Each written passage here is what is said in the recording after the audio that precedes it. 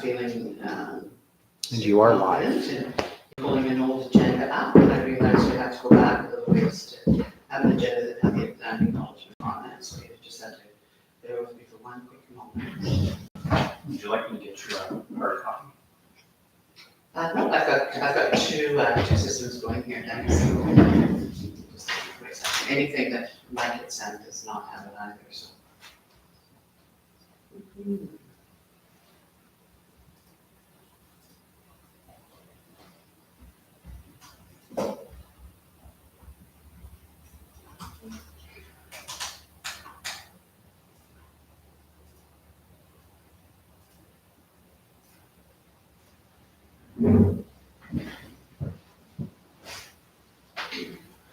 First research function is going to add that right now too.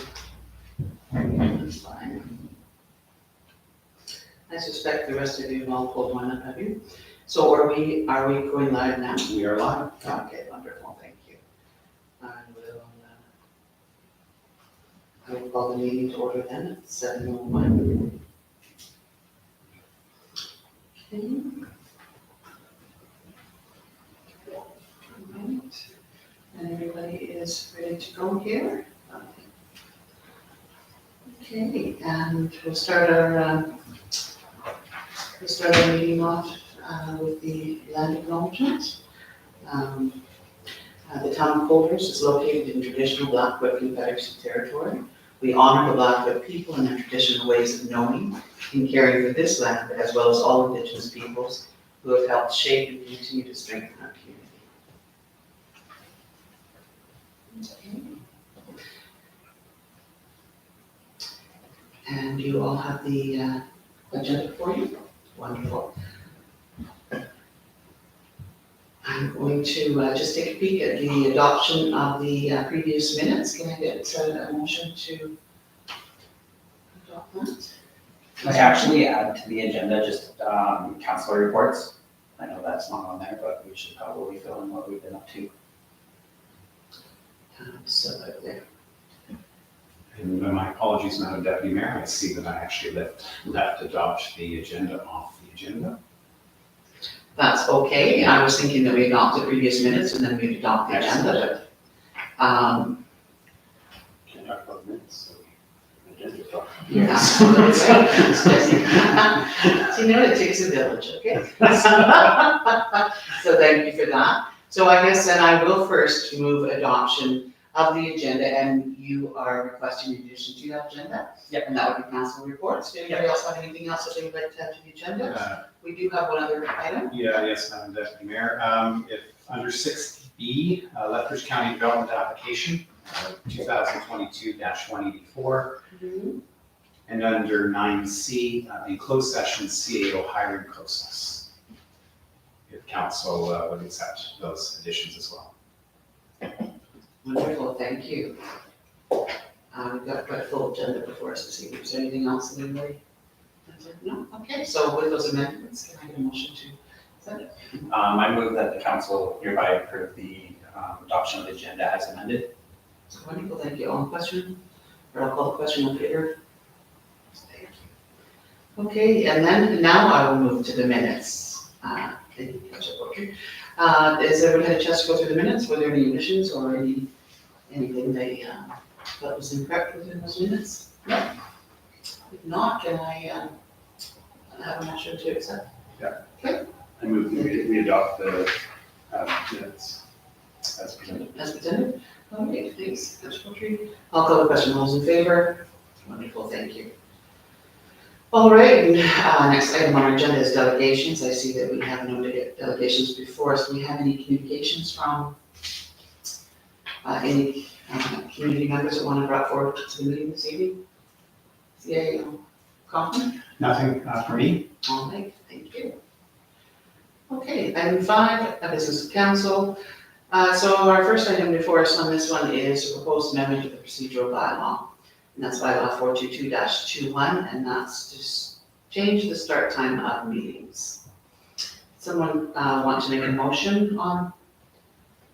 No, I guess we'll have some discussion on that because that is it's a bylaw change first, right? We would discuss that prior to calling.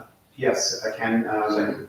Deputy Mayor, members of council will recall your organizational meeting almost a year ago, where there was a motion to actually amend the start time of council meetings and of committee of the whole meetings. So you'll note under this bylaw, section 1, there's been an amendment to, a proposed amendment, of course, to section 6.2, delete that and replace that with regular meetings of council will commence at 6 p.m. and adjourn no later than 9 p.m. unless while in session, a motion is passed by the majority of council to extend the time to 9:30 p.m. And this is basically taking exactly what you had, moving it back an hour, and then moving all the times accordingly back an hour. I'm assuming members of council weren't still wanting to go until 10:30. That was an assumption on my part, but if members of council are okay with that. Then the second one, because members of council also wish to have it applied to committee of the whole meetings, is section 8, and it's almost the same verbiage. When there's no regular meeting held is basically the end of it. Sorry, that's the deletion, and then it's basically the same to extend it to 9:30. So what is in front of you tonight is proposed to be first reading. Wonderful. Anybody have any discussion on this? I think we spoke to it earlier while making the decision. Was there anything added or? I mean, yeah, I guess, if I may, I think that having the public attend these meetings, if it's easier or not for them is a concern as well. So I think it'd be good to get some of their feedback as well. And so I think so. I would support first reading in order to start that process, really. Solicit that, Yeah. Okay. Thank you. All right, anything else? That's, yeah. I just want to say I support what Councillor Poetry is saying. I believe that we should consult the public, just to make sure that it works for the community as well as us on that. Thank you. Thank you. So are you saying that you would like to make that first reading? I would support a motion to. But sorry, yeah, I guess I can, if you want, yeah. I move that we, bylaw 438-22 be. Sorry, I think, are we looking at 422-21, is that? Oh, it says -22. Bylaw number 438-22 is the amendment to the procedure bylaw. So we were looking at first reading of bylaw 438-22. Well, 438-22, Yes. okay. And that will Thank amend you your for that procedure bylaw. Okay. So if you could continue. Yes, so I move that bylaw number 438-22 be presented for first reading. Thank you. Any other questions or comments on that? If not, I'll call the question. All those in favor? Okay, thank you. And I see here before us, we have it written on here, I read a second time this day of something November. Yes, the first day of November. So second and third reading will be scheduled for November 1st. Okay, wonderful, thank you. So I guess we'll just have that, the third reading change, the date change to November 1st as well, then, please. Okay, thank you. All right, if we are done with that, that's been a little while in the making, so thank you for that, everybody. The next item for us be the agenda setting committee in terms of reference. I'm wondering, the CAO question, if you could speak to that for us, please. Thank you, Deputy Mayor. Coming from the conversation the council had around committees, one of the ideas that arose was to have an agenda setting committee. This would be one of the first committees that you would actually reorganize and institute as quickly and feasibly as possible. What's in front of you are just proposed terms of reference for the purpose, membership, the meeting schedule, and the idea behind an actual agenda setting committee. This, of course, is draft, and it's for members of council to play with, change, reject, amend as you see fit. On the second page of the package, then you have the agenda, a council agenda request form, and this would be submitted by members of council, and there's an item that they would like to have on the agenda. Of course, you see it's trying to tie it into the strategic plan or an existing bylaw or policy. However, it can actually be anything. If you want to discuss the color of the flag, you're obviously welcome to do this. This is council's agenda, this is council's meeting, so this is about councilors bringing forward the ideas, the things that are of interest and concern to themselves and the community. And then the agenda setting committee would actually review the information on here and have a recommendation coming out of that. The idea of the committee, of course, is to review the agenda prior to going to council. In fact, establishing what information would be on the agenda and then reviewing it prior to it being sent out to council with the agenda package. It's the opportunity to sort of codify a process and help council actually take control of council agenda and the place where you debate and present ideas to the community. Wonderful, thank you. I have to say, I thought it was fantastic. Did any other members of council have anything you'd like to see different in this, or any questions on it? Or?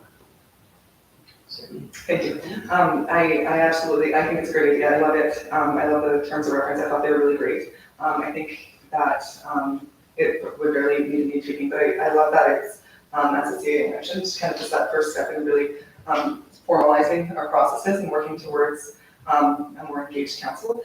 So I'm really excited about this committee in the terms of reference, as well as the formalized process for agenda items and getting it on there.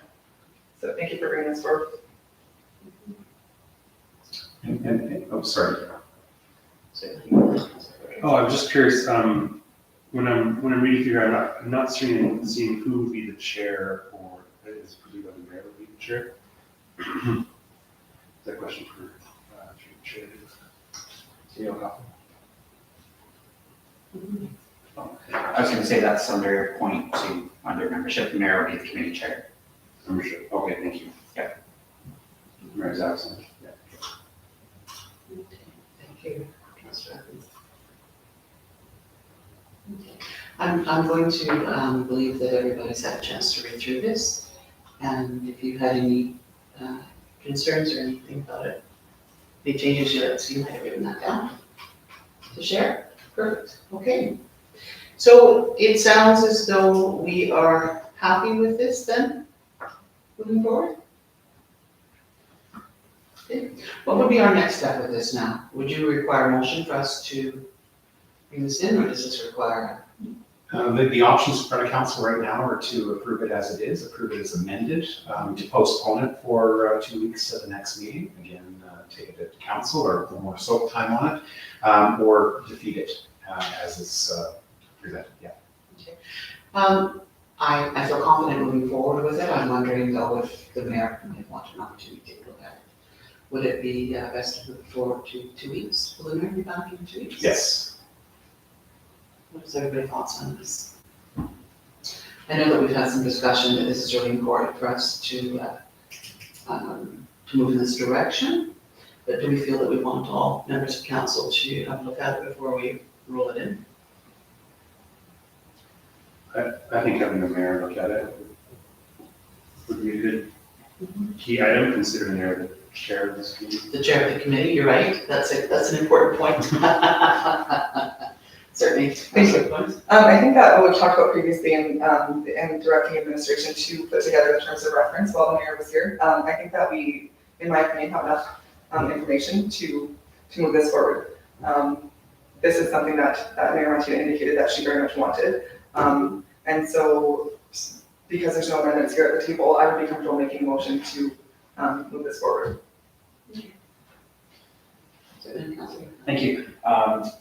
If we need to change the terms of reference down the line, we always can, but I think this is something that we want to get rolling sooner than later, so I would support Councillor Florence in getting this one rolling, and then if we have any necessary changes that we need to make, we can make them down the line. So can I request you to explain what that process might look like to make changes within the terms of reference when they've been adopted? Generally, the process is to bring a motion to a future meeting to amend the terms of reference. Perfect. Wonderful, thank you. So I appreciate your sentiment on that. Thank you. Did you want to read that motion? Yes, thank you.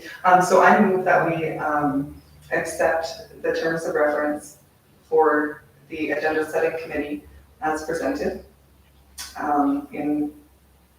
So I should say, so in the October 18th meeting with no amendments. Sorry, I have a question, what it means by appendix 1. Request one?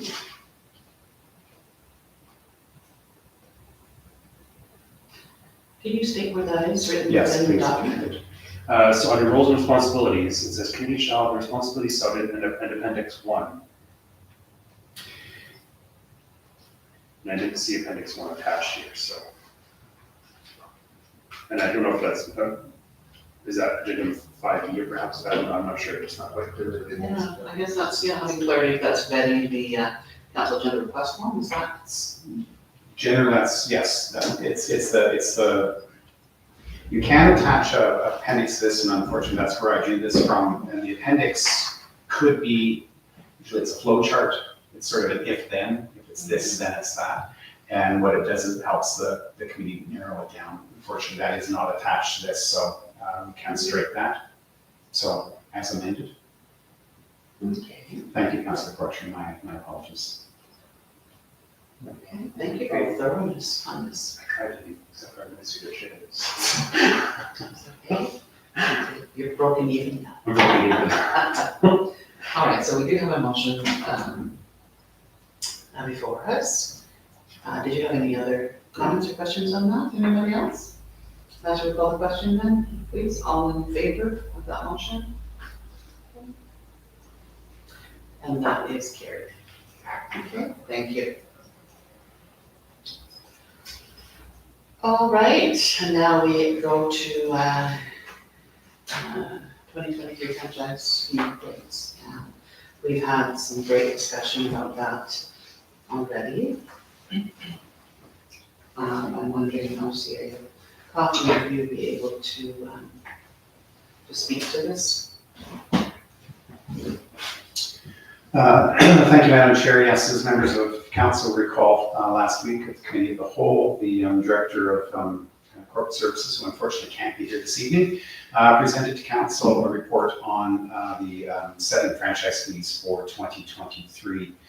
In front of you, you have the rates for both Fortis as well as ATCO, and proposed rates that are associated with each in terms of the impact that it's going to have annually on, basically on the average within the community.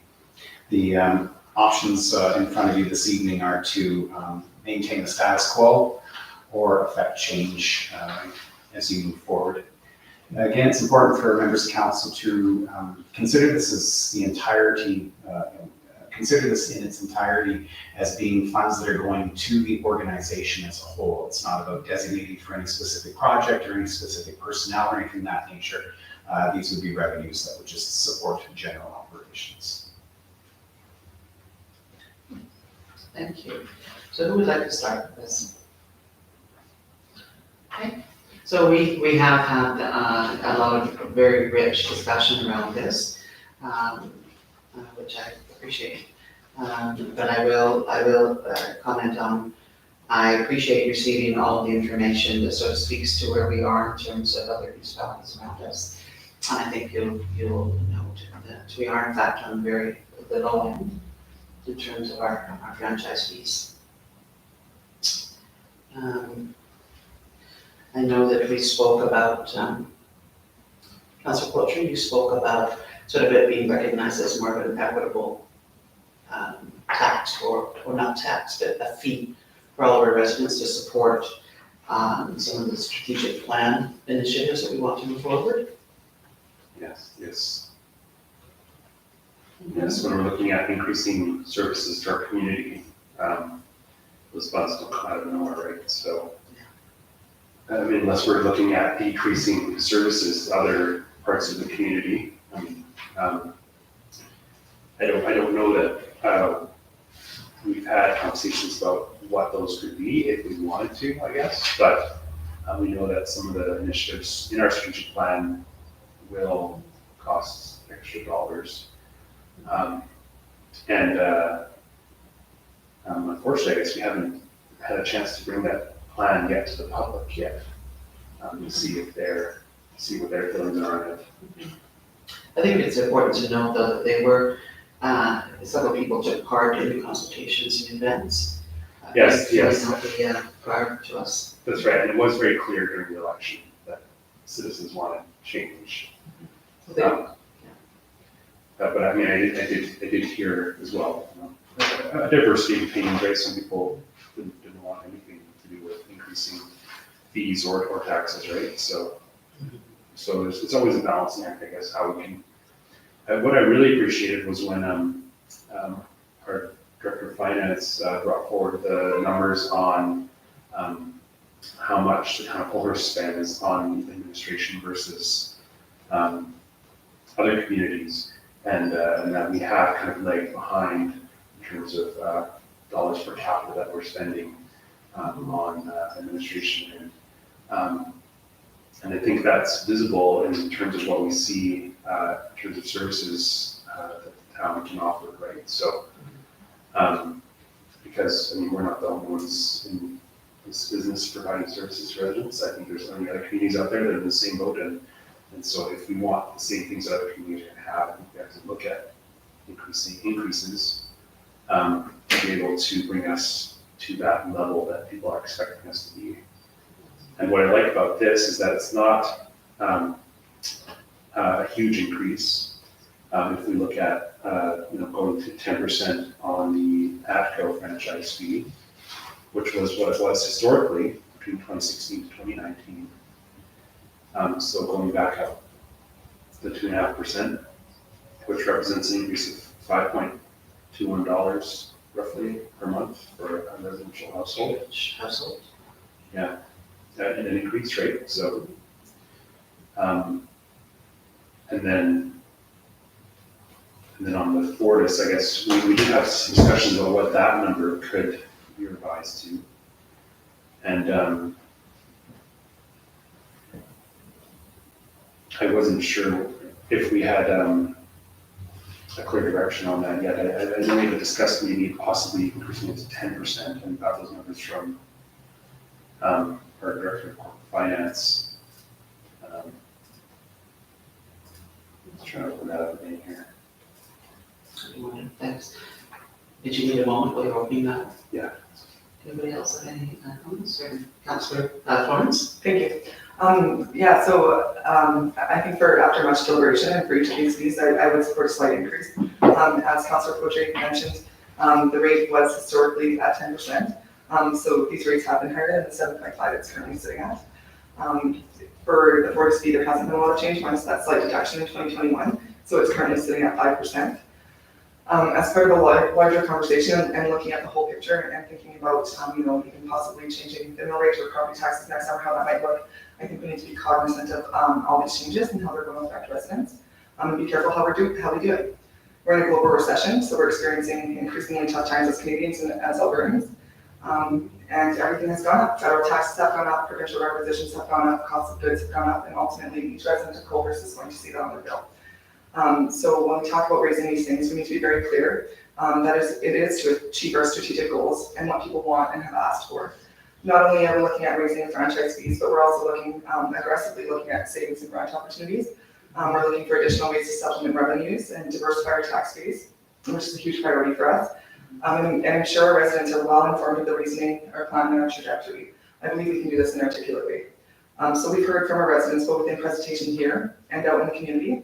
As Councillor Poitras mentioned, both in favor and not in favor of raising the franchise fee. I've also heard, again, as part of a larger conversation, people say that they believe our property taxes are high for what they get in return compared to other municipalities. So I think that we have an excellent window of opportunity to educate our residents and take them along with us as we take on new projects and have strong conversations about the cost of running and maintaining local infrastructure and what it costs to manage it. I believe it also provides us with an opportunity to be transparent and open and take a look at our own historic spending and look for efficiencies in spending moving forward. So bear with me for a second. I just want to talk about the franchise fee because I just want to make sure that everybody that's watching this is aware of what we're discussing. So a franchise fee is a user fee that we charge to utility companies to allow them the right to operate within our municipality-owned roads and lands. And then that utility company, going forward, they charge it back to the consumers to cover the fee. So that amount varies. It's based on usage and current rate. And so I would agree that the franchise fees are an equitable tax for residents, for both homeowners and non-homeowners. We also know that with the changing of fees, we have to give notice to residents, so they're aware and can come speak to the changes.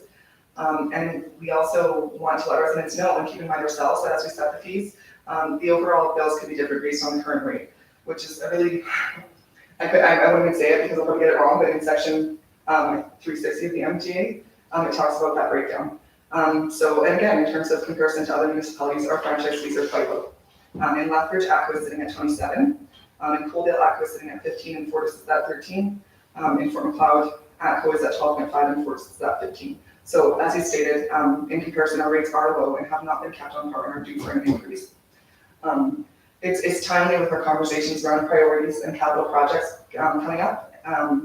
And so I want us to use our planning vision and our capital priorities as a way to inform residents of why we would increase the franchise fee and keep everybody on the same page about the trajectory and what these increases mean for residents and shine a positive light on them. No one loves to see increases. I don't love to see increases, but I believe with really informed conversations and plans for the future, we're in a really good position to be able to do these slight increases and take the public along with us as we lead Cohorts towards our vision and ultimately carrying out the strategic priorities of council. So I know it's tough, but I support an increase. Well said, Councilor Lewis, thank you. Thank you, certainly, Councilor Porter. Sorry, I misspoke earlier. If we increased it to 10%, it would be a $1, $1.50 average per household per month increase, not $5. Sorry, it's $5. It would be $5 estimated total. But the household's already paying just over $3, almost $4 off of that, right? So it's a very minor increase to go from 7.5% to 10% per household. Thank you. And I think, during our conversation, I really appreciate the way that you spoke to that. But one of the things that came up was our ability to really be able to seek out those different opportunities for grants. And if we have that staff, if we have that position in place, that really gives us that opportunity to be able to do that, right? And find those efficiencies and other sources of, just grant dollars and revenue, right? Thank you. Councilor Ackerman, did you have anything to speak to this or? Yeah, just kind of going through and listening to what you guys are saying. I do realize that the municipality spoke to us when we were doing our strategic planning. We reached out to them with online survey. There was talk of an increased need for various services within the community, and those do come with the funding costs associated with that. Looking at the numbers, I know the Director of Corporate Services spoke of putting numbers behind the suggested franchise fee increases and decreases to kind of put quantitative value to it, so to speak. I would love to see us using something like that going forward, where we have the justification with how things are progressing throughout the year, with our goals and everything, to kind of have that, like the facts behind it, so to speak. I do believe that we would be getting equitable income if we were to increase these. However, I would be hesitant to have a sizable increase with these, just because we don't know what the future is going to look like. We don't know what the mill rates are going to look like. I think that's a bigger conversation that we have to have.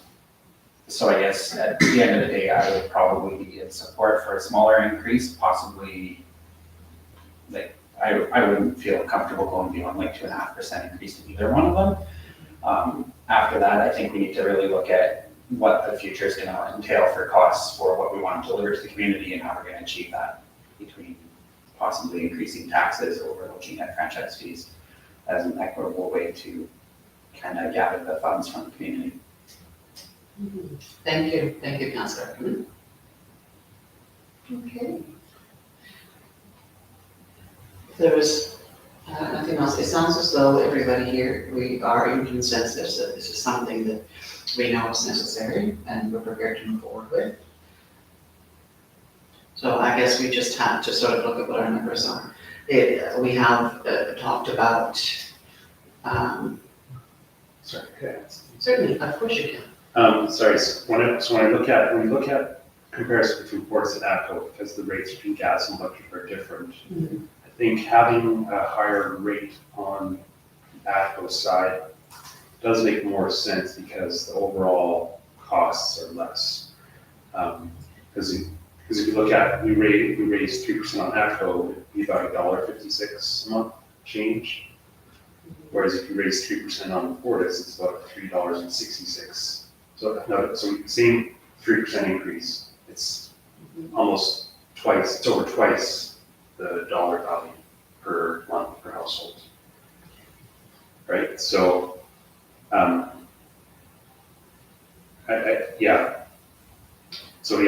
just want to put that in context for everybody, that the same increase on both doesn't necessarily see the same dollar increase, right? The same percentage increase is not the same dollar increase. Thank you. And so then you're proposing a 3% increase on ATCO and perhaps like a 2.5% on Fortis then, rather than an equal increase on both. I'm in favor of going to the 10% on ATCO. I Okay. think because that's what it was historically, and I think that is a number that's sustainable, I believe. Okay. I mean, I don't know, but the Fortis one, I think it was discussed that maybe we should at one point jump to 10% as well to keep it equal. I'm not sure that that's the right percentage for me on the Fortis side, really. And so I'm open to suggestions, I guess. So if we look at a 2.5% increase, we're looking at about $1.75 per month additional cost per household. Would you be comfortable with it going to 7.5% On the Fortis, on the Fortis, yeah? So 2.5% increase. both will be 2.5%. Yeah, so 2.5 on each then. That sounds reasonable to me.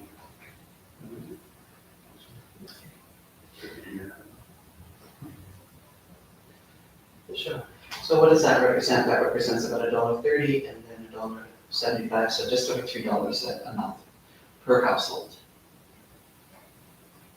Is that something everybody's comfortable with? I'm just doing some math here. Okay. Thank you. I can't do math on the spot, so I'll just keep talking. No, I think that sounds really reasonable. I was hoping that after we talked after the committee of the whole meeting, that we would kind of come back with an increase, but a reasonable number. And I believe that number is reasonable, especially with it being that in the past, as Councillor Poche mentioned. And I think that we had talked about this last time, but I think that in the future, when we talk with the Director of Corporate Services about setting the rates using the CPI index, and as we move into that kind of direction, I think that could be a good resource for us to make the decision in future years. But for right now, I think that is really reasonable. And ultimately, again, with a strong plan and that conversation with the residents about what this means and what it looks like going forward, I think that's okay. Thank you. All right, so, sorry. Thank you. I think if my math is correct, it would work out to about $5.50 per household per month increase with the 2.5% on both of them. I'm not sure that your math is correct. I'm not proud of my own math, and I just whipped it right out, and I saw like about a 3.2, $2.20, so I might be, so 390, In our package. 390 to 521, right, and from 356 to, 366. sorry, 356 here to, so it would be about 456, about 525, 530, right? So, yeah, so we're looking at just over $2 of an increase. That's one thing I'm particularly proud of, Councillor Gaffney, is my math skills. And you're gonna prove me completely wrong right now. So if you're comfortable with this, and it sounds as though that we have, I mean, we've debated this for great length last week as well, and I'm just really appreciative of how we are so conscientious about this. Are we prepared to make a motion moving forward? I can make that motion if people are comfortable with that. Can we make them as one motion? Yes, you can. Okay, all right. So I'm prepared to make that motion then that we that we increase our franchise fees that we increase our ATCO franchise fees by 2.5%. As well, we increase our forest fees, franchise fees by 2.5%. That is the 2023 franchise fees. And I know that you're going to make it sound really, really nice for us. And just for clarification, if I can, then Mayor Caldwell establish the ATCO franchise fee at 10% That's and to establish the Fortis franchise fee at 7.5%. That's right. Okay, thank you. And you're also instructing the CAO to undertake the necessary advertising. Please do.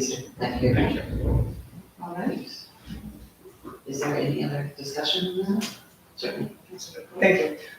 Just a question for the CAO, then like, so you talked about advertising and stuff, so that's the next step. So we'll put it out to the public and then the rate will come into effect on, sorry, what date was it again? January 1st. January 1st, okay, great. And so that's it. Okay, awesome, thank you. Okay. All right, so, for this motion, if there's any other discussion on it, if not, I'll call the question, all those in favor? And that's carried, thank you. Boy, that's about 3 weeks of discussion, so I appreciate the time you're going to. Okay, and we have before us now, we have, 6A, transfer reserve funds. That's for the fleet replacement. And there's a call for decision on this one. Just move into that. Okay. And CO, Providence, do you want to walk us through this one, please? Members of Council, you have the information in front of you. You'll recall that we had a break and enter and a theft at our shop, and one of our vehicles was actually stolen and damaged beyond repair.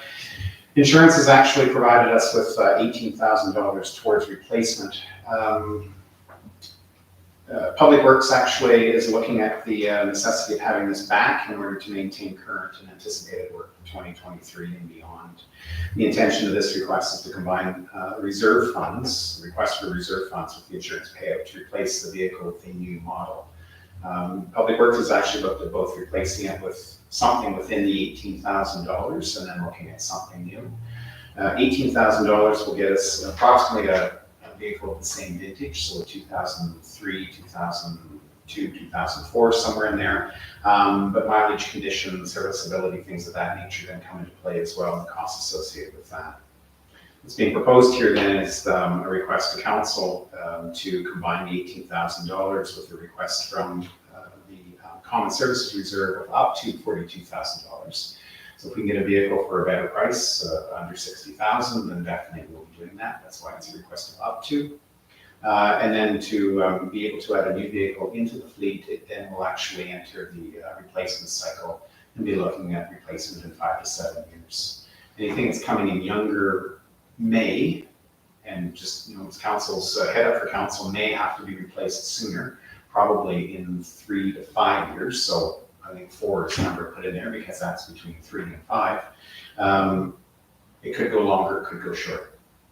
As we know, buying something used, caveat emptor, and so it's just the caution on that.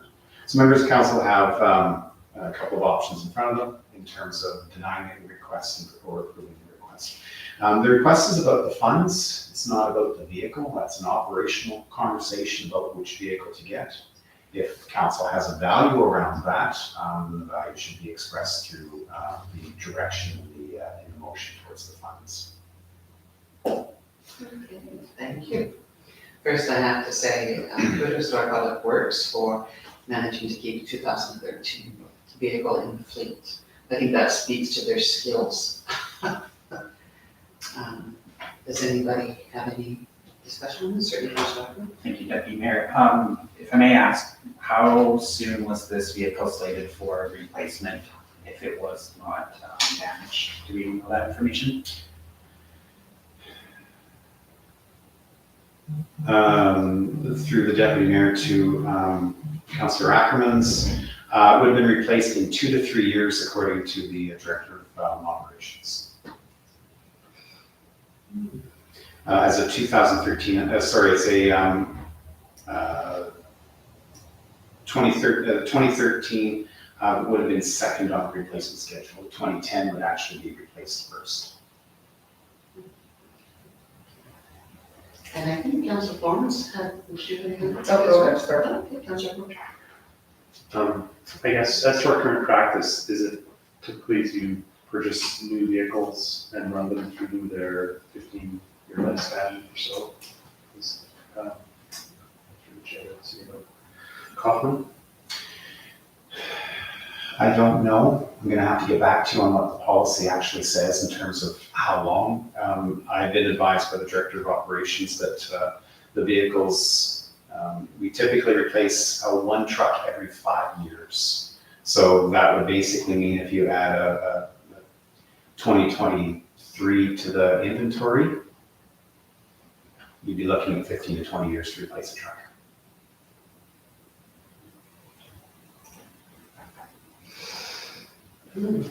That's fine. Council Florence. Thank you, it came back to me. I was just gonna say, so I think that one of the things that Colhurst has done really well, has always done really well, is have healthy reserves. And it's for things like this. And so I think that, from what we're hearing, that I think it would be a good idea to purchase, to make a motion for the purchase price up to $60,000 to get that extended lifespan, considering where we're at. Thank you for that. I agree with you, it makes sense to do that. Was there any more? A question around, I'm not sure how this works with the municipality. Are you able to claim depreciation against the asset? Yes. Which, does that benefit the municipality? Or not?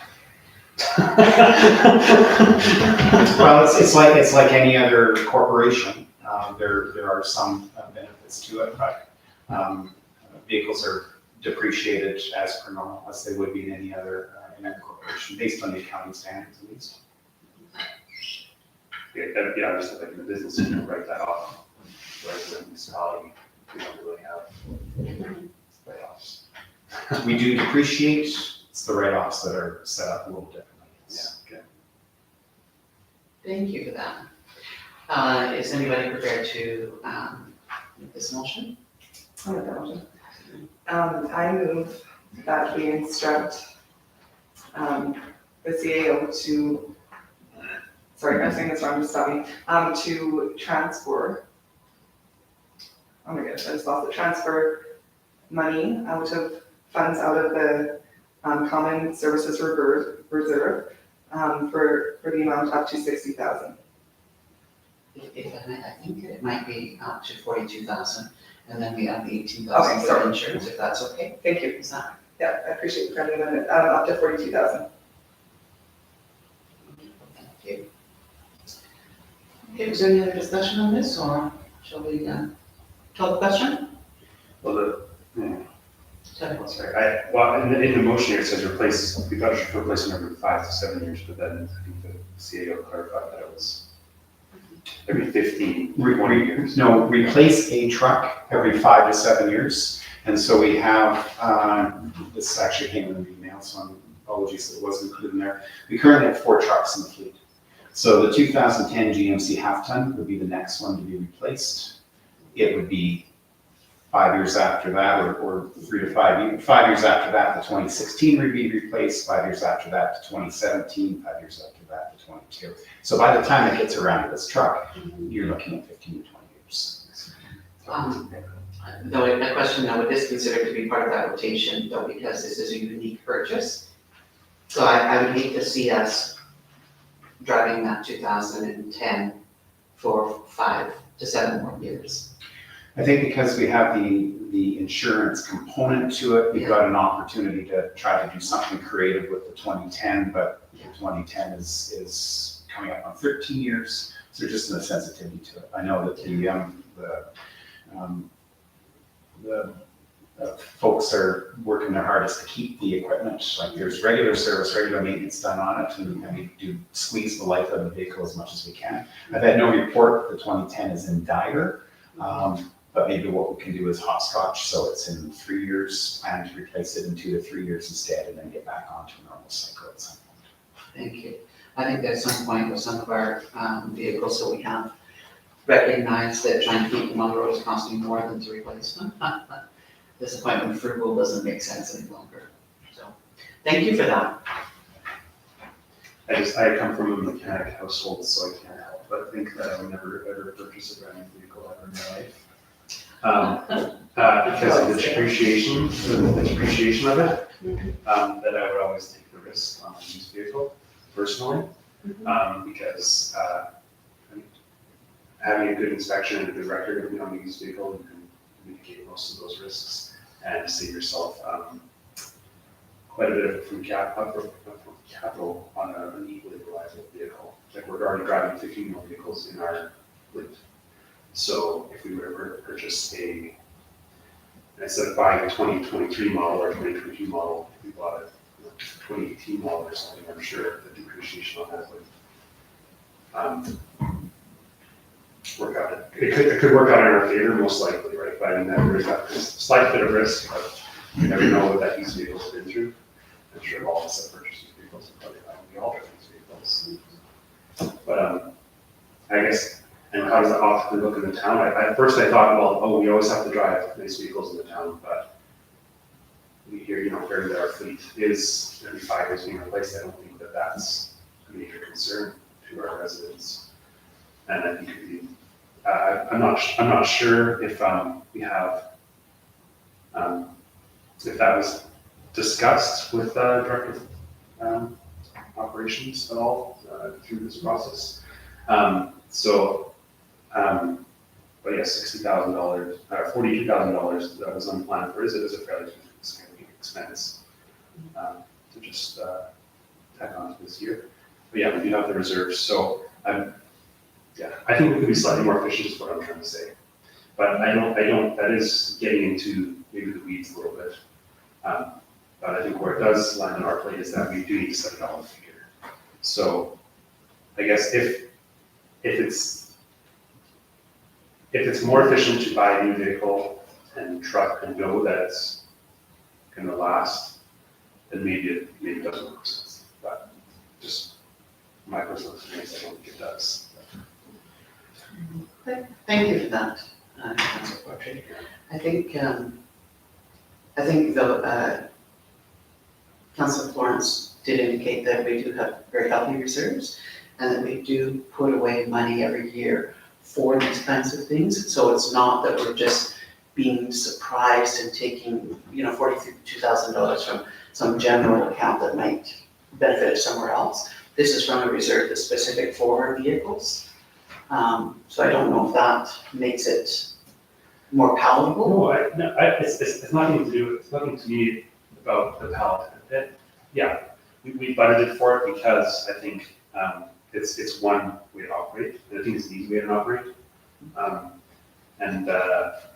do understand that when you have a used vehicle, it might be in the shop more often potentially.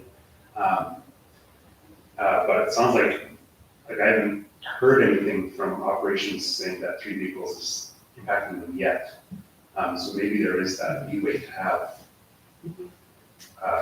But maybe it's more of a headache in terms of our staff and maybe it puts them up more. So that maybe that factors into the decision as well. If you have a staff who can't work, then that's money as well that's lost, right? So because they're out of date. So anyway, I don't think that background context is really what I'm thinking in my decision, really, is what I'm putting out there. So I don't, I believe, I have full confidence that our administration team will do the most cost-effective thing. So full faith in them. So I am ready to met them.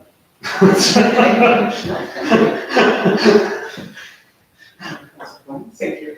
As you were speaking, Jesse, actually, that really spoke to me, and I appreciate your comments about, really looking for efficiencies and things like that. And I think ultimately you hit on the head when your last statement saying like we trust that admin is going to do their due diligence and find the best possible option. But I actually really appreciate your comments about finding and looking for those efficiencies. And so, yeah. And I think perhaps administration, talking, you can speak to this. I think in the comment it says the vehicle is necessary to maintain current and anticipated work requirements and common services. So it sounds as though maybe Public Works had come to you and spoke about the necessity of this truck at this point. Yes, and I appreciate the commentary from Councillor Patry as well. I've made notes that I'll take back to the Director of Operations. The first conversation I had is, okay, we need to find a vehicle. The first conversation that came to me is, we're looking for a vehicle for $18,000 because that's what insurance was. That was the starting point of the conversation. They just come and say, well, a new truck costs. So there was sort of that due diligence to it, although I will ask back again about looking for something 18, 2019, somewhere in there, and see what we can find. As members of council are aware, we have a growing community, which is wonderful, but with that growing community comes growing requirements and growing necessity.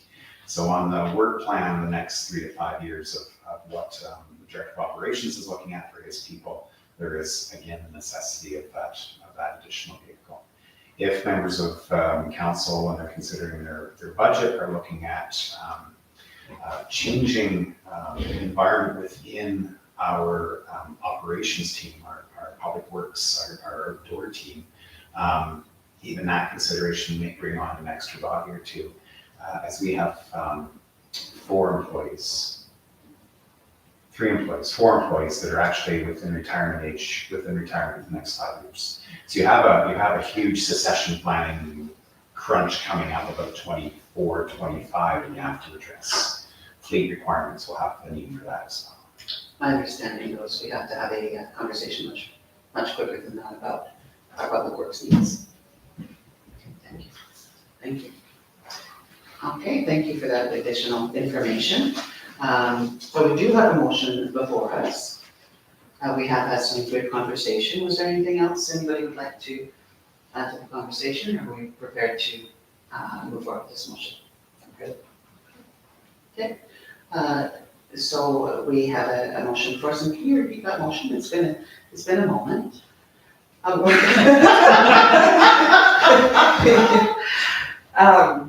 wrote it down if you'd like, Councillor. Yes, I love that. Councillor Florence has moved to transfer up to $42,000 from Common Services Reserve to operating and to replace the stolen Public Works truck. Thank you. Sounds exactly like what I said. Thank you. And I think for trusting, as you said earlier, that you will look at really find those efficiencies in place. Also bearing in mind though the importance of having really that really good quality vehicle as well. Does that sound good? Okay, wonderful. So I'll call the question, and all those in favor? Perfect, thank you. Okay. And then the next item before us is the Lethbridge County Development Application, 2022-184. And again, CEO Kaufman, are you? Yes, thank you, Deputy Mayor. We received a notice from Lethbridge County that there is a proposed development occurring at the headwaters. But what this is it's not a rezoning, it's not a change in use of the land, it's an addition to the existing building. Our development officer has no concerns with it. I didn't hear anything back from our representative of course as well. So it's a simple expansion, office expansion. There is a setback waiver required for it as well, which will go through the necessary process.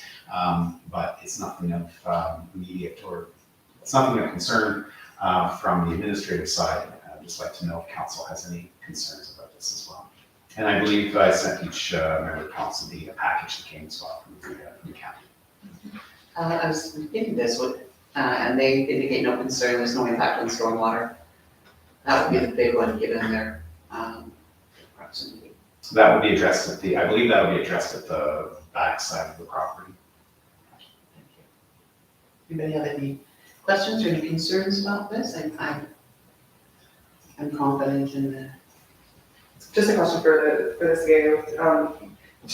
So this is the second application we've had from Headwater in the last little bit, and the last one was different, right? Or is this, didn't we have one from Headwater just like a few weeks ago?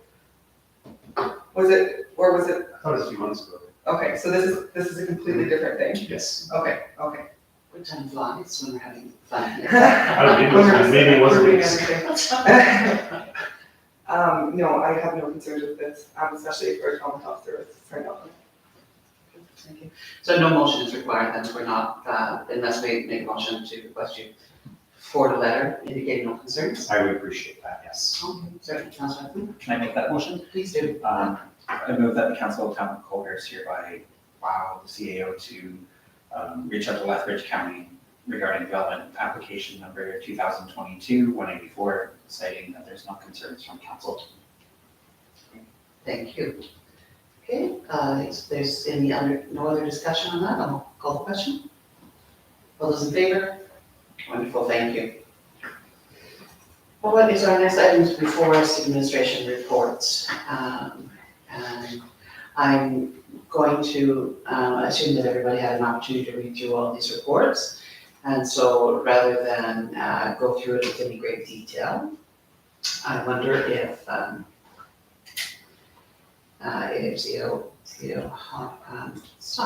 Kaufman wants to just, is there any big highlights that you'd like to bring to our attention, or does anybody have any questions or comments about the CAO reports? Certainly. Thank you. I just wanted to say I really loved reading this report. It was especially great to read the parts about the positive things about the parks. So that was really wonderful to hear. So it's really awesome first report. That's great. Thank you. I did just have one question. It's not on here, but just a question about there is on the back road. There's that burned property that recently started on fire, and I was wondering if we could inquire as to what's being done with the building as it stands right now. It's open and potentially dangerous. And I was wondering if we could get maybe an update on what's gonna happen, like will it be demoed or who is to demo it? So we're on the outside of the trailer park? Yeah, the one that I messaged you about when I was, Oh, yeah. yeah. And so I know that was, well, actually, I don't know. From what I've heard, it may have been an abandoned property or a property that could have had some individuals living there at different times. I also know that Kitchener High School sometimes came up there. So anyway, I just wanted to bring it up to see if that's something we can maybe get some looking into. Absolutely. Would members of council like that brought back in 2 weeks, or would you like that circulated by email? I'm comfortable with it in 2 weeks, but you're the one that's going to request for it. Is it something you'd like to know about? Or would you like both? Both is fine. I think that would be good. This is actually a question from a resident that was wondering. So I think it would be good to have a quick update either way. We can let them know. Thank you. And it's an excellent time, that segue, Yeah. just to remind council that the community that's watching as well, if you have any operational questions, just directly email the office or cao@colders.ca, and we'll get on those immediately as well. What I will do, if it's okay, Madam Chair, then is I'll respond to members of council by email, so you can share that back with the resident. But this will be business arising at the next meeting on November 1st as well. Wonderful, thank you. Thank you. I'm assuming I'll have an answer in 2 weeks. Okay. That's what I was thinking. And I just wanted to say thank you to our Director of Corporate Services for the good work you put in. I look forward to having a peace officer back in our community again. So that is really good news to read about. And Councillor Ackman, you had your hand up as well. Yes, thank you, Deputy Mayor. Just a couple of questions, not necessarily relating to the report as presented. I think that was awesome. I do know that we had approved a motion to add additional signage and fencing for the pathway project. That was in addition to everything that was being done, but I was just kind of curious where we were at on that. And then one thing that I brought up at the previous CAO was the lots for sale, the Sundance Ridge sign that's on the berm, kind of overlooking the highway there. I know I was kind of curious when that might possibly be taken down, so I'm curious if we could kind of follow up on that or have an update on where that's at. I'm sorry, what was the concern with that? There's just a sign that's saying lots for sale in Sundance, and it's really sun faded, and it's just on the berm there. And it's, I don't know, I feel it's past its prime personally, but it's just kind of, I don't know what's going on there. I'm not sure that we can, I'm not sure what our role would be in private property. I thought it was The berm off of Sundance? Is that not private property? If you leave that with me through Yeah. Deputy Mayor to Councillor Atkins, if you leave that with me, I will respond to that. So, Perfect. Yeah, thank you.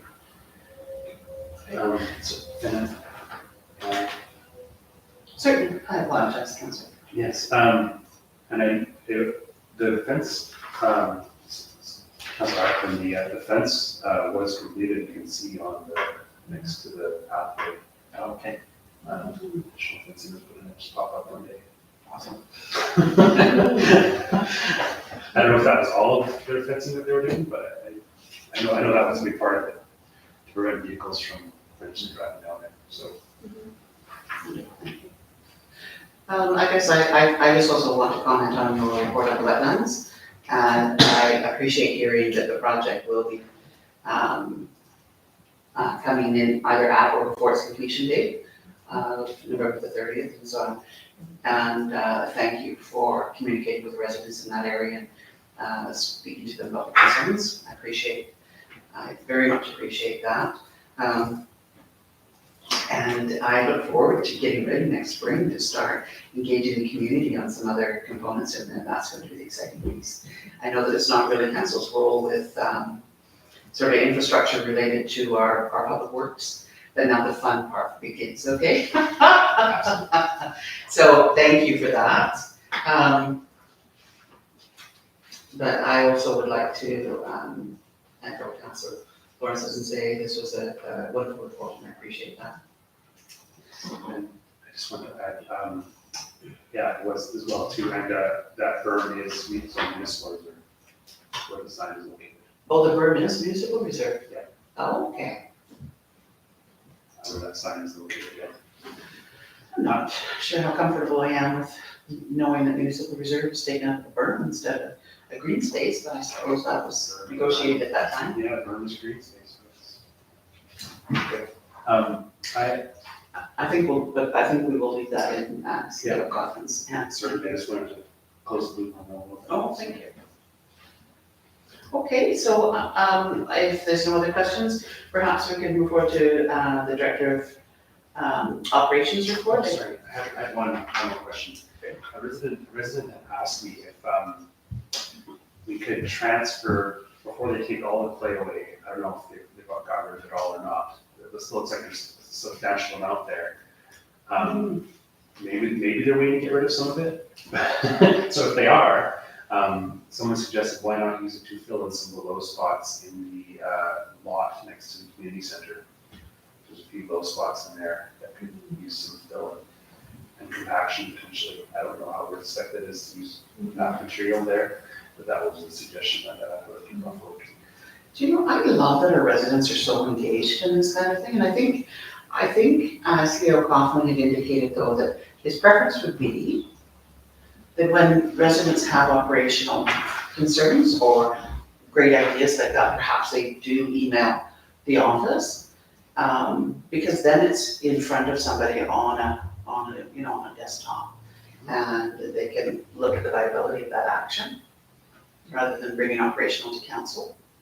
In a small town, it's really hard. I don't think we can go for mail without people asking us questions about that, but do you think for consistency's sake, it might be a good idea just to request of the residents, just so that it doesn't get lost in translation, that they are able to communicate directly with the CALT office? Absolutely. If they're able to email, they email me and CC you. My responses will always be CC'd to you as well, whoever brings it forward. When we get a resolution to it, then all members of council will actually have that answer as well. What I'll do on this one, I can identify clay. I don't know what you can do with it. So what I'll do is I'll ask our Director of Operations to contact MPE, who are stewarding the wetlands project, and see if that's a practical or a doable use for that. It sounds quite creative, but I'm not the one doing this on the third finger, not on the pinky finger. So we'll ask the engineers for input on that and get back to you. So I can respond to the next council meeting or by email or both if you would prefer. So I understand that many people are very busy, and I want people to be able to share their ideas. I mean, we get some of the best stuff. I think that fix on the highway came from somebody writing something on a napkin to share with our engineers, honestly. So we get some of our best ideas from our residents. If they're not able to email, can they just maybe make a phone call here and just have that Absolutely. conversation? Yeah, phone the office, absolutely.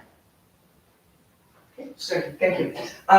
So just throw a little bit of a wrench into this conversation, because this is that back off, section, that drop off section, and that low area, is something that comes up quite a bit. It's something that has come up for many, many years. And it's something that we've talked about a lot. So I'm not intentionally trying to go into the weeds, but just bear with me for a sec. I really do think that as we look at at town planning and some overall changes that we need to be looking at that area and some really, really functional solutions for it moving forward. I also know that in talking with the principal at the elementary school, that he has proposed a plan and been in contact with our director of operations about that plan and have been in contact with the engineers. This has been, I talked to the principal actually last year, and then again just a few weeks ago to see where the plan was at. So as much as I don't want to like jump into operations, I do really want to see something done about that area. That land next to the hall is town owned, and I know that we need to do some work to it, and we don't want to spend a lot of money there. And there's been some historic reasoning that makes sense. But I think that there's some really small changes that the engineers can work out with operations to be able to improve that area. And quite frankly, I think that we need to block that area so people can't drive out of it from all areas, and it becomes a drop off. And the things that they were going to look into is, can we actually paint the road, or is that not within our purview? And so I actually appreciate Councilor Potter bringing that up, because I think it's an important issue and something that affects us all twice a day, Monday or Friday. No, I'm just kidding. But I know that it's something that our principal has talked about and been in contact with our director of operations for. So I just want to add that. Thank you for letting me sink in. And maybe just a little bit of a historical perspective as well, that community center, when it was built, the intention was it was built in a manner which it could be built onto. Okay. And so that's why the municipality has hung on to that piece of land with the knowledge that we at some day would want to expand on that. Okay. Rather than find a new site and a new build, it made sense financially.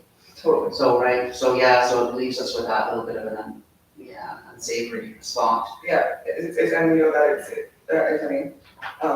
we know that it's been an issue in the past with, kids being back there and getting into trouble and things like that, and maybe not having enough lighting. So I would love to see some solutions, not looking at, total build-ons or fix, but some simple solutions on how we can, beautify and slightly improve that area for safety and access.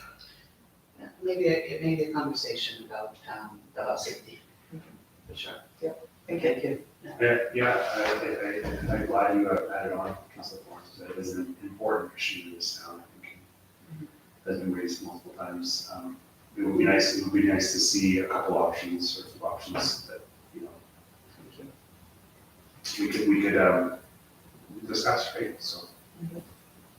Okay, wonderful. So with that, if there's nothing further, I will, being conscious of time, I will move us into Director of Operations report. And again, I'm going to believe that you've read through this report. And if there was any big jump outs or any questions on this that you would like to speak to.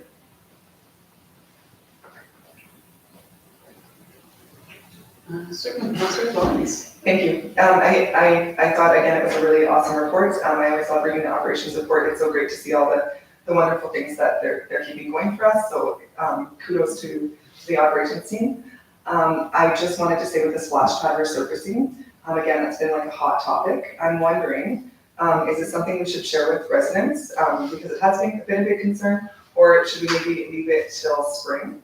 And then I did just have a second question. Because we're doing the leaf collection, but I was wondering, is there a place in town where people can bring their like pumpkins and trees other than just the pickup? And is that something that, when we talk about like our values and, evaluating the environment and as one of our pillars, is that something we want to potentially look at, is having like a fall drop off for pumpkins, or is that, going to come with a large cost that, no, just bring your pumpkins to Lethbridge? No, I'm just kidding. There's been a lot of times we've had conversations about a compost area, and we look at what they've done in our neighboring communities, and they typically have to be staffed. Right. And so that's been a little bit of a barrier for us moving forward with that. I know that, the Wilson Public Works in the past, people take the Christmas trees down and they'll shred them, but I honestly, I don't know, I think that would be an operations question about the trees and things. So you're looking for green waste, a green waste site for the fall, for leaves, pumpkins, Yeah, I don't know, foliage, that type of thing, Yeah. just at this time of year.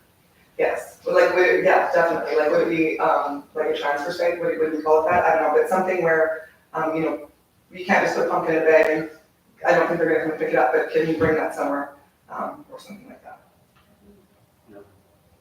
You could have that happen for, just looking up there online, I found a place. Rent it in. But, There was conversation at one point that we were looking at sort of supporting sort of leaf collection in that way as well. And we do have bags here in the town office as well, right, for that, for Yes. that purpose. I wonder if we can expand on that to those, yeah. I'm sure that would be, that would be a question for operations, sure. I will take that to the Director of Operations. It's October 18th. We'll see if something can pivot quickly. The minimum for you is accepting pumpkins up until mid-November. The high bar for you is leaves as well and things of that nature. Yeah, and I mean, really, it's something that when I was reading this report, it had kind of come up, so I was like, maybe I'll ask. But, realistically thinking about the date, understanding that maybe it's something to look at for future years. Okay, I'll ask. Thank you so much. Yeah. okay, I just want to add that, like, I mentioned this a long time ago, I think, because one of our budget line items was, disposal of the leaf collection. Like, we take it to the dump is what we do currently. Or I don't know where we take it, we take it and dump it somewhere, and it costs us money to do that, right? Administration said, I think, that it costs, we pay the tipping fee to take it there, of course, in the transportation. I thought that with all the farmers around here, there should be somebody who's looking for mulch or something, some kind, right, leaves or something, I don't know. If there's a better solution out there, we don't have to pay so much, really, is the question I had asked at that time. I think by not having our own facilities, I think what we do is we have to pay for the use of others' facilities, right? Yes, but we it have just to- goes to the dump. Well, then we what's- shouldn't what's have the- those postal bags. Yeah. What's the point of taking it, just stick it in our bin, then, what's the point of having a separate bin, it's just going to the dump. Yeah, and that's something we're not sure of. Yeah, exactly. I think that's something that you believe may be occurring, but I don't know 100%, but I know we pay, and if you're not, if you were giving it to somebody to mulch on their fields, we would charge you for that, right? So I don't know where it's going, but I feel like. it would be Alright. clear. Yeah. thank you. Okay. All right, you know what, I think if we don't have any more comments or questions about our public works, reports before us here, Counselor. yeah, I think, that's right, we were doing that under 7, right? That we were going to be doing our council reports. Can I just make a motion to accept the CAO and the Director of Operations reports as presented for information? We typically do that. Do we do that, or do we wait and do council's internal reports as well and do them all as internal reports? My memory is being really faulty about that, but I mean, we could probably do them separate. If you wish, you can make that motion. We usually accept the CAO and the DO report as presented. Okay, thank you. So make that motion? Yeah. Thank you. Okay, if there's no further discussion, I'll call the question. All those in favor? Okay, that's carried. Thank you. Did you, sorry. Oh, I was just curious, because, like, I know we're doing it, but is that something that is done in municipalities? I wonder if CAO would, yeah. Yes, absolutely. Again, it's a component of diligence and governance. And members of council clearly read the documentation, which is great. To make a motion to approve it means that you've read and understand what's in it. So it's keeping us accountable too. All right, so now we are going to go to council members' reports, and we will start with Councilor Acton. Sure. Just a quick summary of what I've been up to, I guess going back, we didn't do this in the last meeting. So on September 29th, I had a South Row quarterly meeting with the entire board. That was in Raymond. They had a little bit of information presented to us on certification of the RITA and the benefits that it could have. We had a presentation with that, and then we just kind of had our standard quarterly meeting. Everything's kind of on track, on budget. Projects are advancing as we had hoped. Nothing's going too crazy there. Besides that, October 3rd and 5th, I attended the Future of Alberta Policing webinars. Those are more information, kind of the same thing as the other ones, right? Depends on who's speaking, but you kind of get I don't want to say a one-sided view, but a very strongly sided view sometimes.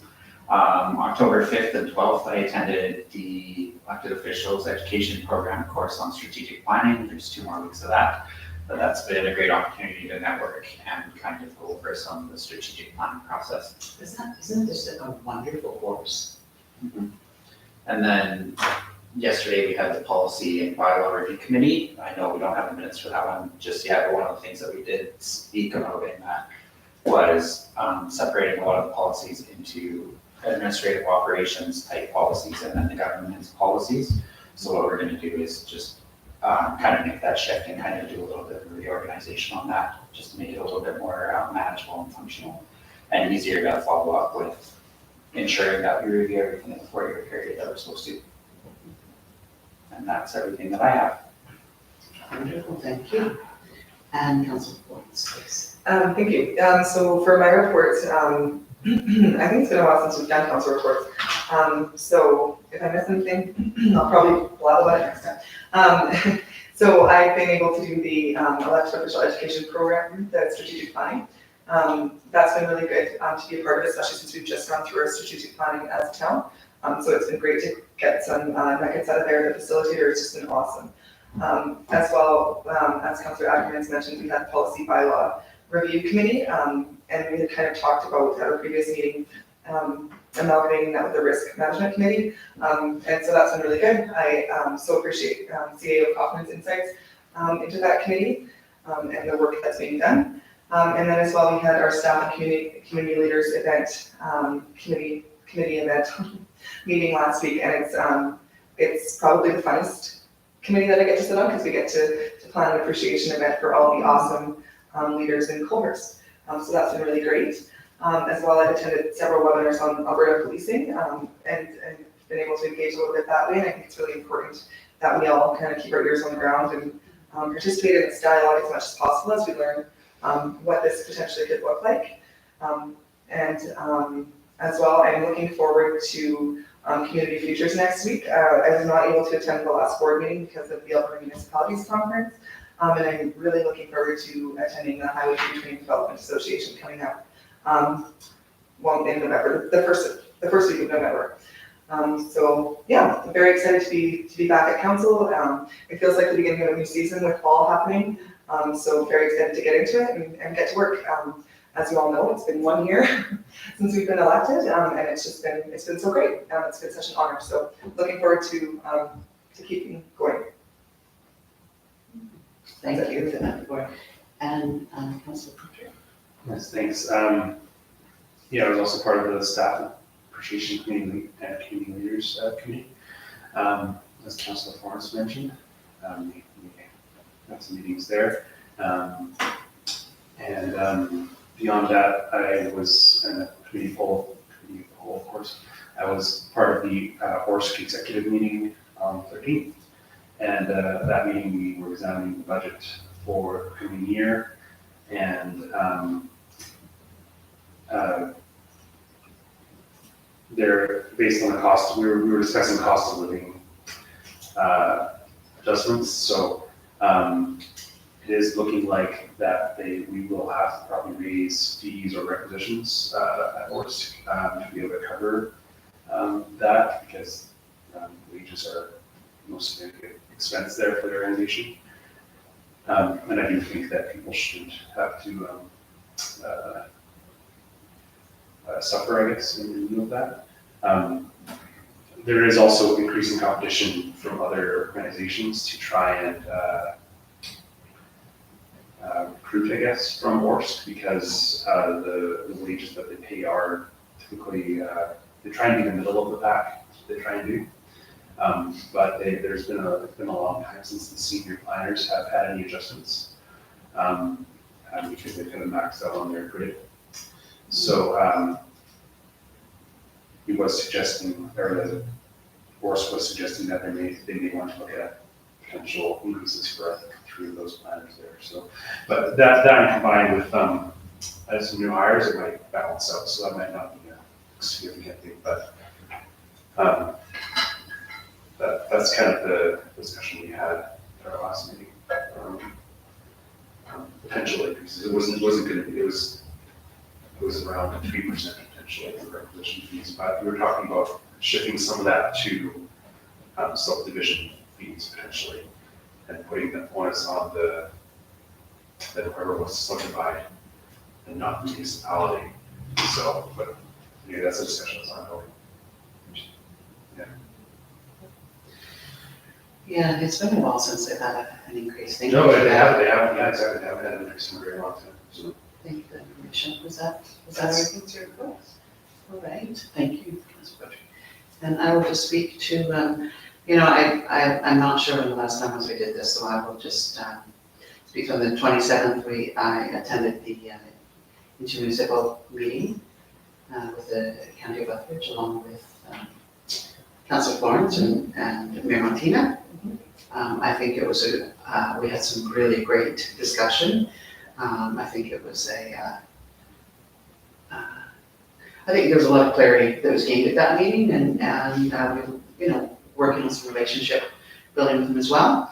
I attended the in-person engagement with the session on Alberta policing in Lethbridge.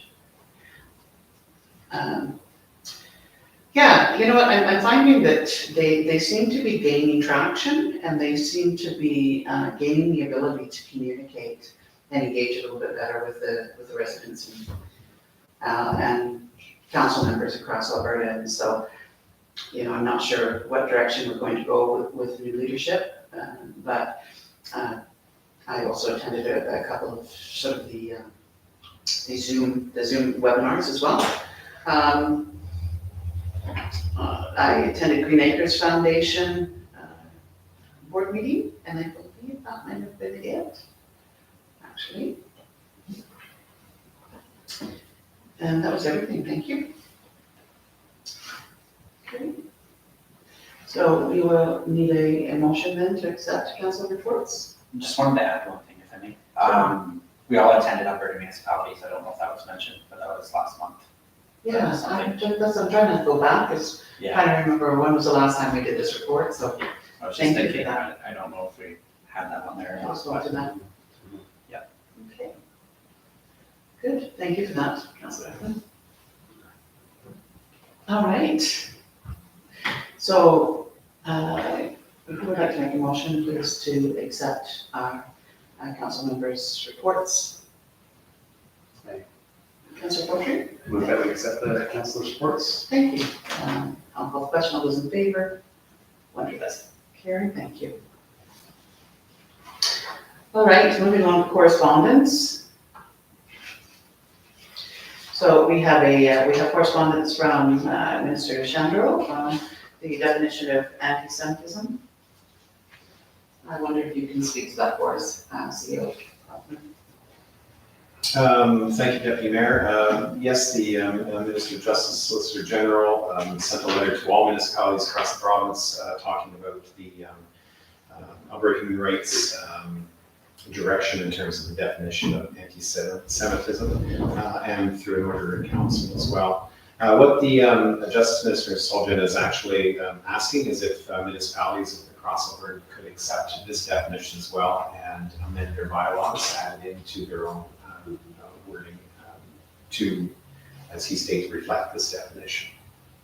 The bylaw that would be amended would more than likely be the Council Code of Conduct, but you could actually establish it in policy as well if you have discrimination or inclusion policies. Does anybody have any comments, discussion on this? Councillor Thorns? Not just a discussion, I just wanted to make a motion. So, that's great. So I move that we accept the recommendation from the government of Alberta to accept and amend our bylaws to reflect this definition put forward, for the Alberta Human Rights Act into our code of conduct, bylaw, number, whatever it is. Okay. Did we want to direct administration as well to look at what our, if we have any policies around sort of inclusion, diversity, to explore what that may look like, or just within our code of conduct? Certainly. It's, I guess, I think that could be something that we could maybe forward on to the policy bylaw committee. I just as a point of starting this discussion, wanted to make that motion. Yeah. Okay, so we have a motion before, certainly. Can I get clarity on the motion, please, then? I'm not very good at making motions tonight. That's quite all right. So just a specific one about code of conduct? Do you want just this amended code of conduct? Now, do you want CAO to present it to policy and bylaw as well, or just bring that back here? Thank you. So I think that maybe we should look at, from what you're saying, Deputy Mayor, is that maybe we should look at the creation of some of the diversity and inclusion policies and maybe something to look at it like that. So if it's going to be kind of getting into the work of it, then perhaps it should go to the policy bylaw review committee and then recommend a change from there. Sorry, did I clarify that at all, or was it still like muddy? I think what you're saying, if I can, Madam Deputy Mayor, is that you're directing the CAO to bring forward proposed amendments to applicable bylaws to the Policy Bylaw Review Committee for review and evaluation. Okay, that sounds great. Thank you. Perfect, thank you. Okay, if there's other discussion on that, or any questions on that? No? Okay, I'll call the question. Those in favor? Wonderful, thank you. Okay, and we have communication from FCM with wonderful news. CAO Kaufman, do you want to? Thank you, Madam Deputy Mayor. As members of council see that as agenda item, FCM's Municipal Asset Management Program has actually approved our request to grant amount up to $50,000. This grant would actually go towards an infrastructure study, and what Director of Operations has envisioned and has put out for that is an actual, not just a surface study, but it's actually an underground, it's a true infrastructure study as well as the reading and the monitoring of the underground surface. So not only will we be looking at roadways, sidewalks, pathways, but we'll also be looking at the subsurface as well to see where problems are occurring, could occur, and hopefully never occur. So the grant will go towards informing hopefully a future transportation master plan for the town as well. Perfect, thank you. And if there's any costs associated with this above and beyond this, you'll bring it back for sort of budget consideration. Absolutely, I believe there is actually something though already in the budget. Yeah, We'll just support that. we already approved, I think it was $65,000 towards this study. Oh, that's right, Yeah. towards the study. Thank you very much for your memory. Given that I really don't have much of that any longer. We got So. That's right, thank you.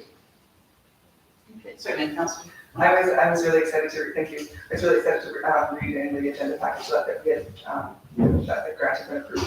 And very excited about using that data and that the assessment data from us to drive those infrastructure decisions and ultimately lead to the transportation fund. And I think that's really just where we all want to go and how we all want to make decisions. So I'm just stoked about this and I think it's great. And again, just kudos to operations and for their hard work and diligence on this. Thank you for that. And given that we've already made a motion to raise funds, we don't require anything on that. That's for our information.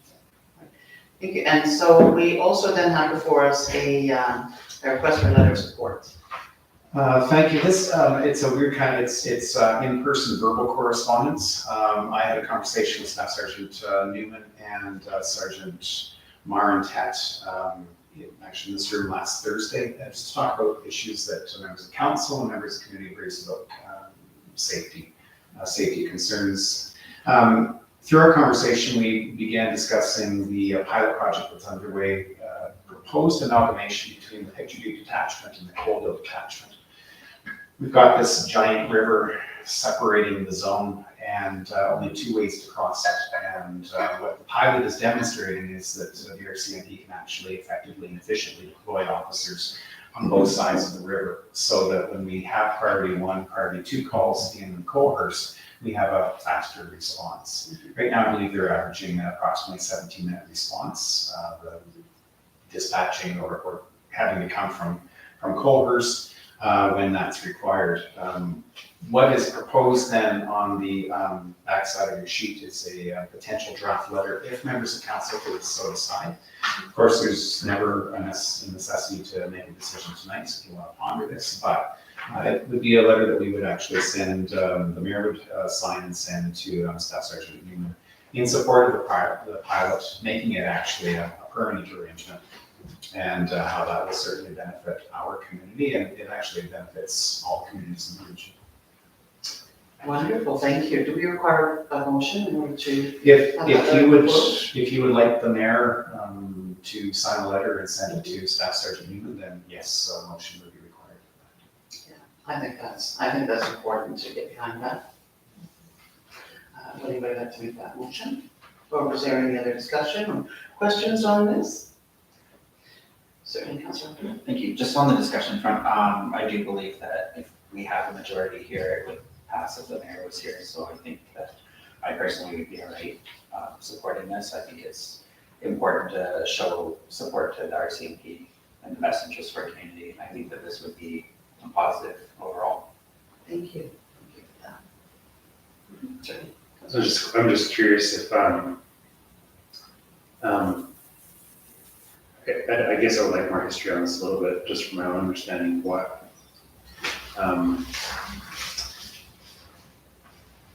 do we have two detachments that are so close together that haven't been that much coordinated? I mean, it seems like, and is there a tendency towards centralization that, oh, now it's one detachment, why do they have 2 offices? Let's just build one office for them. When they go to do their capital planning. So these things are running through my head for future planning. Are there units that have multiple buildings? I don't know enough about the RCMP. I'm just asking questions. Yeah, no, So you're asking the kind of questions that make my stomach feel nervous. exactly, I'm being the risk person today. You are risk management, right? You are. I would hazard a guess and say, we don't know what decisions they make going forward. But within the body of our letter, we're actually stating that the reason why we are supporting this is because of the proximity of the Picture Butte, and that it enhances our services in our municipality because of that. The amalgamation, if I may, Deputy Mayor, the amalgamation actually is really about resource allocation. It's minimizing duplication, absolutely, which is good stewardship of taxpayer dollars. Yeah. It's about resource allocation. It's the ability to manage when one department is running with just one or no officers based on sick time, time off, holidays, things of that nature, court appearances. It's the ability to actually move resources so that you can effectively police a large region with few resources. So the amalgamation is actually about streamlining for efficiency and create greater opportunity for broader policing. Yeah, I guess I just like, well, so how far does it go then? If you, like, is there any other detachments nearby as well? So like, there's one in Fort Anyway, so, Across the river, again. you do, yeah, I guess. Anyway, I'm just asking, I just asked some questions. I think it's a good letter, so. It is a draft, so if members of council would like to amend it in any way, shape, or form, please let me know. Thank you. Thank you. I appreciate your questions, Councilor Portrait. Actually, I wasn't even thinking that, but it does make me think, it just makes me a little bit wary and like, start turning about the future. But I think that when you talk about streamlining and regionalization and things like that, that really is just about proximity and streamlining of services. So I think that even with like Mayor Martina not here, that we should make a motion so that she can sign this letter and get it sent. Thank you for that. So I think that it sounds as though we're in consensus to move this letter forward. Councilor Portrait, are you supporting? Okay. You're right. So who would like to make this motion, please? Anybody like to make the motion that we forward this letter? I can. I move to instruct the mayor and CAO to write and sign a letter of support for amalgamation of the Coalville and Picture Butte RCMP detachments. How do you want to wordsmith that? Thank you. Okay. Was there any other discussion on this, or shall we call the question? Okay, no other discussion? Call the question. All those in favor?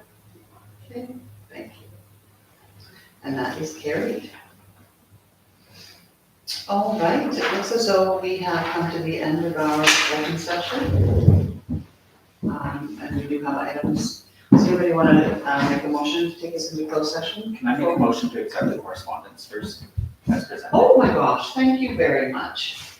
I think part of this whole thing of having it in front of us with motions was it reminded us we needed to make motions for all of these things. Although I love that our autonomy to be able to make our own motions. It'll just take us a minute to learn them. So, Councilor Acton, you made the motion to accept correspondence, okay? Any questions or comments on that? If not, I'll call the question. All those in favor? And that's carried. Thank you very much. All right, so we now need a motion to go to closed session. Would anybody like to make that motion, please, so we go to closed session? I'll make a motion. I might screw it up, so bear with me. I move that the council of the town of Colehurst move to closed session to discuss issues that you will state afterwards. So to actually say that, Robin, can I just get a little bit, can you tell me what the appropriate motion would be? So to close the session to the public? To move to closed session at 8:38 p.m. Okay, sorry. That's all right. I'm blowing it today. So do we say under FOI? We say that when we come out. No, okay, we say Yes. So we're all gonna go home and say motions in front of the mirrors until we get them right. So thank you for your patience. So I move that we move into closed session at 8:38 p.m. All right, thank you. Okay, I'll call the question. All those in favor? Thank you very much. Okay, If you can give me a moment, I'll that. While we're taking this moment, everybody need to just take a small break.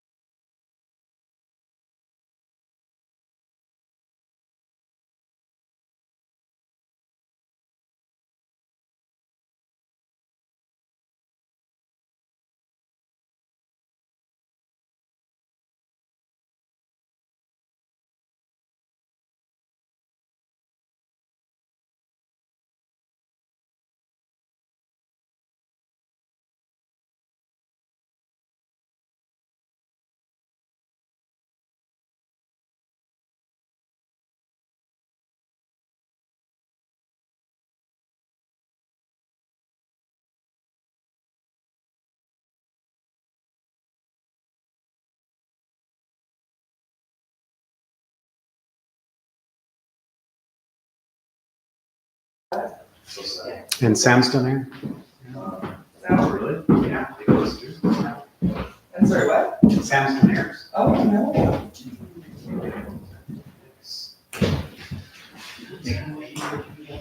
We have a committee meeting now. Okay.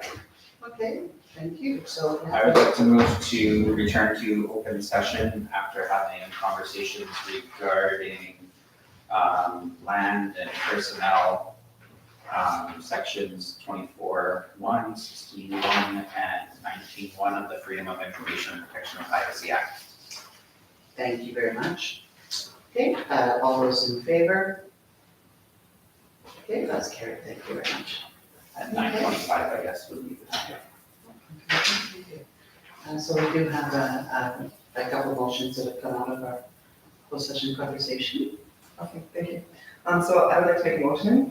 So I move that the council authorizes the CAO to transfer up to $400,000 from the miscellaneous reserve to the 2022 capital budget for the purchase and associated costs of acquiring the parcel located at parcel W plan 6490JK from Lethbridge County, and that the CAO continue to engage with Lethbridge County to bring the transaction to a close on January 3rd, 2023.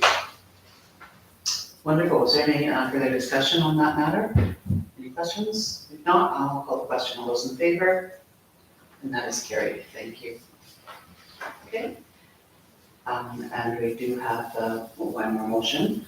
For this come, I will move that pursuant to closed session discussion, council authorizes the CAO to transfer up to $160,000 from general reserve to the 2022 operating budget to offset associated costs with personnel. Was there any questions or discussion further on that? If not, I'll call the question. All those in favor? And that is carried. Thank you. Okay, we did have one last item, if we could ask for your indulgence for a moment, that did come out of correspondence, and that was the email that you forwarded to us regarding the Queen Elizabeth II Platinum Jubilee Medal nominations. Okay. We just had a question with you. What are your thoughts on the council moving forward with, a council member moving forward with nominating an individual and doing sort of background work on getting that nomination in place? Are you comfortable with that and bringing it forward to council? With individual members of council, and then collecting their own nominations and coming forward, or one member of council, one member on behalf of council? What process are you? Yeah, well, we have a gentleman that's, we're looking at that passed Okay. within this past year that we think that would be a wonderful candidate for this. Okay. And so we do have a council member that is very knowledgeable about this resident, and I think that it might be, probably a much simpler process if she were able to gather the background information. Absolutely, yeah. If you want to do that, and you can put it on the November 1st agenda. If Does he have been alive on February 6th, 2022? Okay. Yeah, and he was. Nominations are only accepted until October 28th. would that individual member of council be comfortable filling out the form on behalf of that individual? I know council would probably like to celebrate this collectively. Yeah. But if we do have a deadline, would that individual member be comfortable doing that on behalf of council? Yes, I would. You would be comfortable? Wonderful, Deb, thanks. All right, wonderful, thank you. I guess it was just seeking clarity on what our process might look like for that. Thank you very much for your time. Was there anything else this evening, or Can I make the motion to adjourn at 9:28? if there's nothing else from the council, for sure? Okay, good. Call the question then. All those in favor? Wonderful, thanks. We are adjourned.